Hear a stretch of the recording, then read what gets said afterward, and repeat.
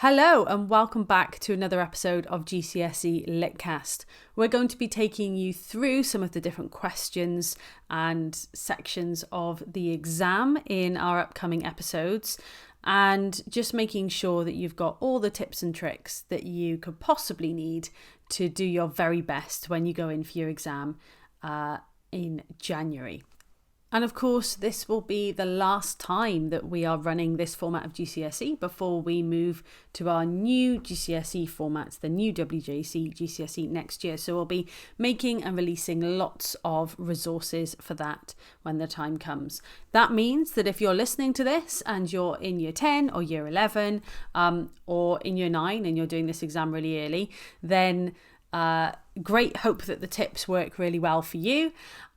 If you're listening to this and you're a little bit younger, then great, well done for being keen, but your exams will look slightly different, and in particular you won't be looking at of mice and men. So just bear that in mind when listening to some of these episodes, that your exams might look slightly different, but don't worry, we'll have you covered as we move into that next year. I'd also like to say thank you so much for your support. We've just hit over 20,000 streams across our platform for Litcast, which is incredible. So thank you so much. Partly because of the streams, but also because of the questions and feedback that we've had. What we are hoping to do is to run a couple of Litcast live sessions on our YouTube channel over the Christmas break. So if you are looking for a little bit of extra revision, or if you want to ask some questions, then check us out there. The link will be in the show notes. Not everyone can afford a private tutor, but everyone deserves to have the very best resources available. So hopefully this will be a nice little halfway house for you where you can share your questions, share your queries in the run up to the exam. So like I said, the show notes will include the link. If you're listening to this after the January exam, then fear not, I'm sure we'll be doing lots more Litcast lives as we move towards Unit 2 and certainly into the new GCSE as well. So again, use the link in the show notes and you'll be able to find the links to our latest lives and also video recordings of our previous lives as well.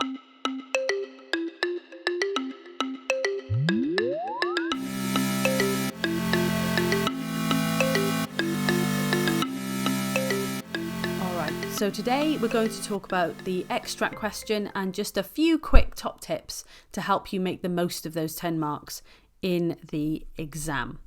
So the extract question is 10 marks and asks you to look at a short passage of text that's been selected by the examiners or the people who write the exam, and you are then expected to comment on characters, themes, structure, and then language choices. So we're looking at AO1 and AO2 for this.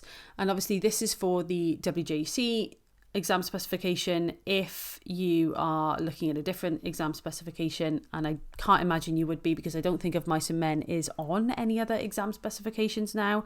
But if you are, then you need to check your own assessment objectives, your own AOs, because this is not relevant to you. But if you are in Wales and therefore studying WJEC, then this is relevant. You'll be looking at AO1 and AO2, and there's a 50% split between those. So you need to make sure that you're balancing your analysis with your commentary on those characters, themes, relationships, etc.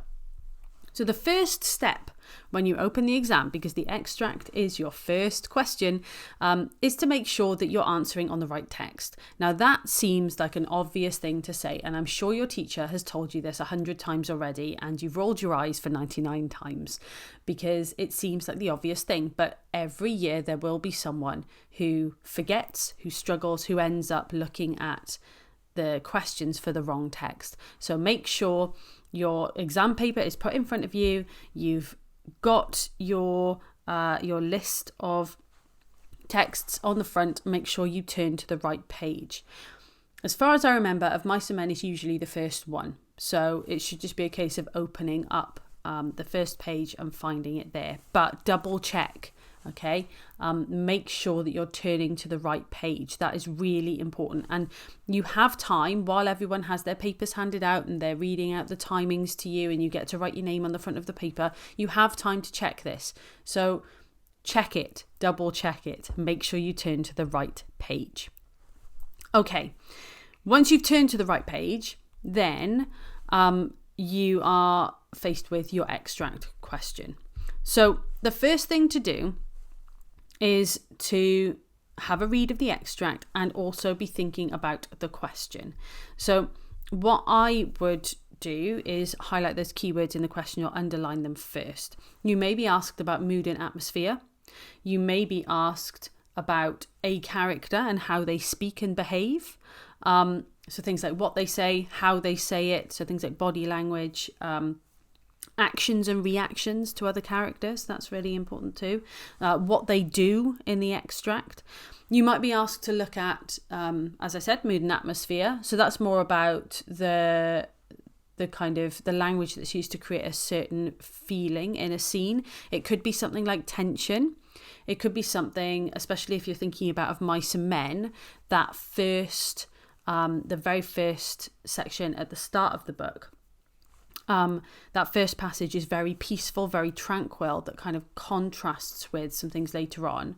And then obviously, as we know what happens in the rest of the story, there's another layer when we're exploring that section too. So have a think about, what's creating that mood, what's creating that atmosphere, and thinking about language there. It's always, mood and atmosphere is always a little bit more abstract, but generally you'll be given a fairly key dramatic moment in the story.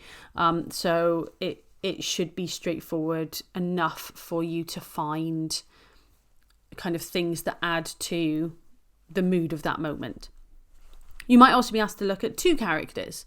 So, for example, the way that George and Lenny speak and behave, and therefore what it says about their relationship. So rather than looking at one character in isolation, you might be asked to talk about two characters and how they react to each other, what they say, what they do, etc. So obviously there's a bit more to explore there. So the key thing is to then, once you've got a clear idea exactly what the question is asking you, it's important to then track through the extract and try and find around 6 to 8 quotes. Now, you might not use all of them, but 6 to 8 is a good number. Ideally, we aim for about 7 quotes in our extract. You might well be able to include more, because you might be able to use kind of more than one quote to back up a particular point, or you might have lots of very short quotes. So there is no hard and fast rule, but if you've got kind of 4, 5 or below, you're not likely to get a really, really high mark just because you haven't got enough coverage of that extract. So track through the extract. You're aiming for kind of something towards the beginning, something towards the middle, and something towards the end. So you do want to make sure you've got coverage of that extract. You want to, I would say, look at the opening couple of lines and look at the closing couple of lines, because there's a reason why whoever wrote the exam has chosen to start and finish their extract at that point. So just check there, because there's likely going to be something that you'll be able to use. And then, of course, you want to take things from the middle as well. And again, we want a nice variety. So things that we can pick out and comment on when it comes to character, when it comes to theme, thinking about RAO1 and RAO2. Because we want to make sure that we're hitting all those as well. And this is where it's also really important. You do want to demonstrate your knowledge of the story.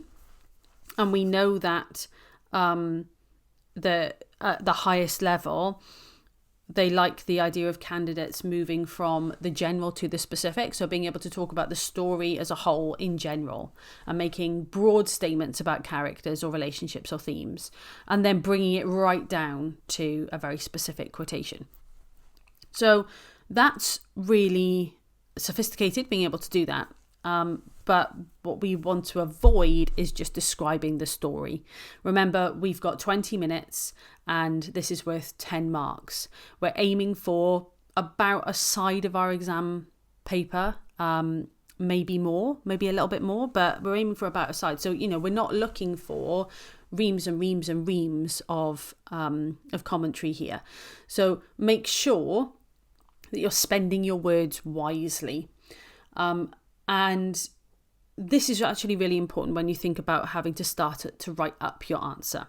So when you start, the easiest thing to do is to simply place the extract and then start analysing. So when we say place the extract, what we don't mean is start to give us, either kind of giving us the page number and the chapter. While that's very clever, it's not going to give you loads of marks. We're talking about placing it within the story. If you want to mention the chapter number, that's fine if you know it, but if you don't, that's absolutely fine. It's more about placing it in the story and contextualizing it, but we don't want to have half a page of you contextualizing the extract, because all you're doing there is describing the story and you're not going to get lots of marks for that. What we want to do is kind of a one sentence,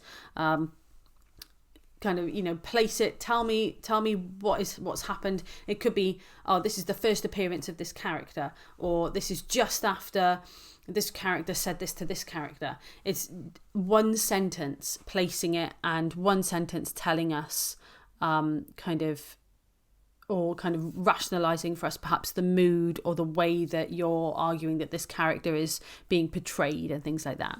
So you place it and then you start to get your evidence and analysis in there. So it's just evidence, analysis, evidence, analysis, evidence, analysis.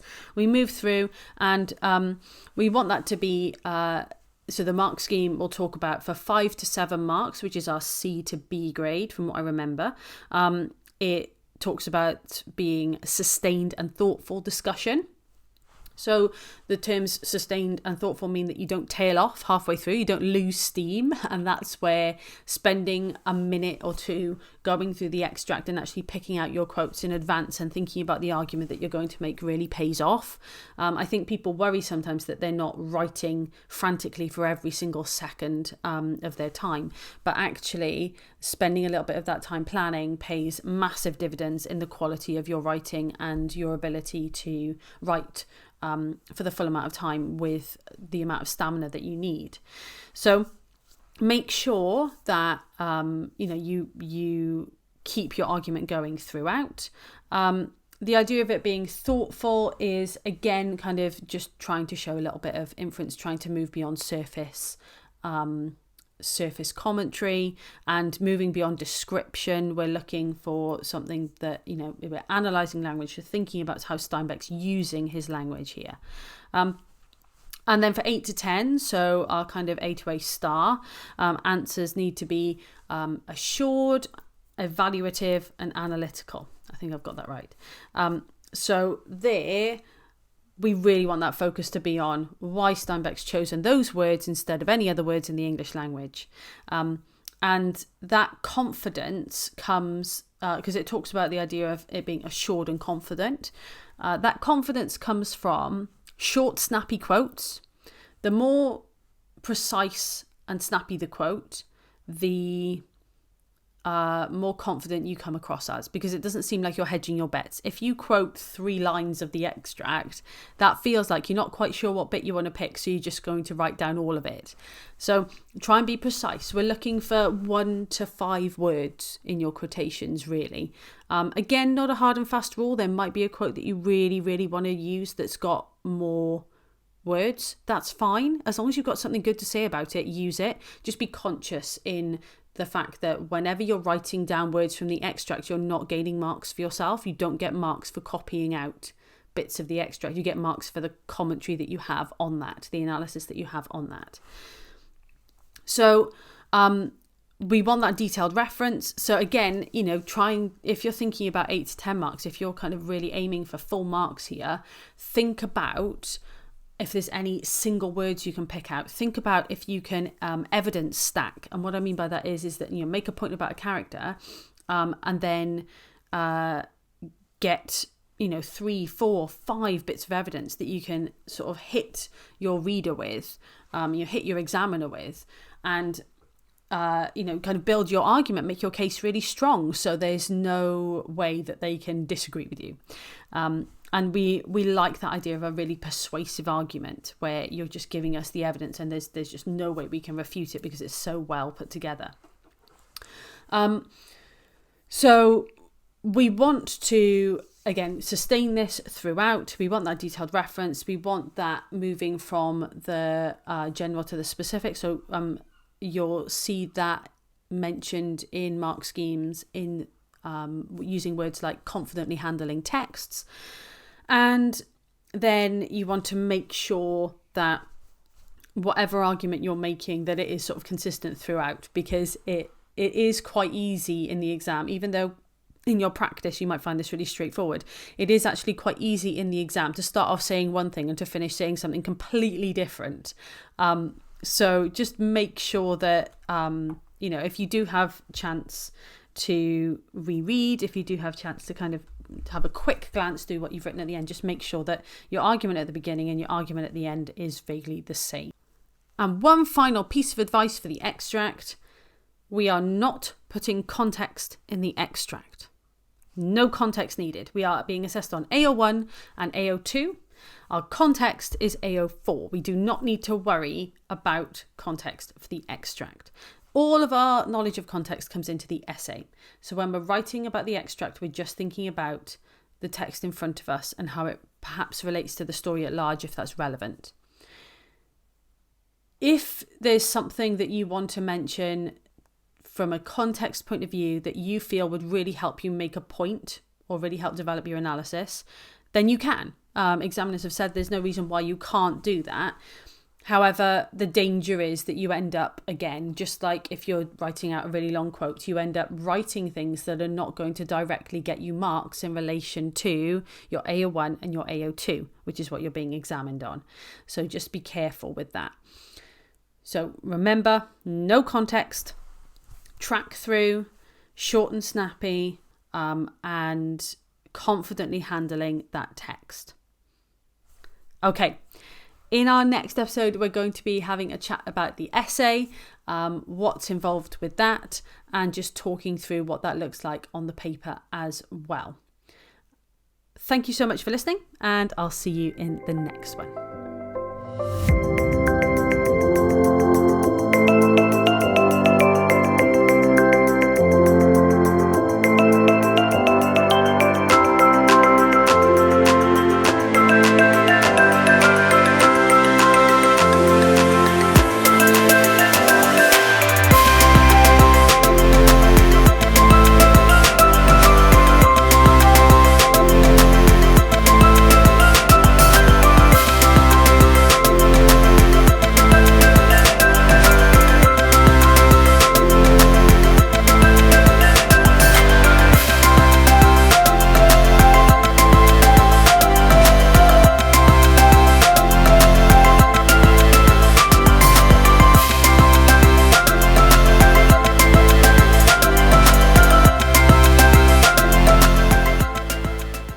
Thank you for listening to Litcast, the podcast for GCSE and A-level revision.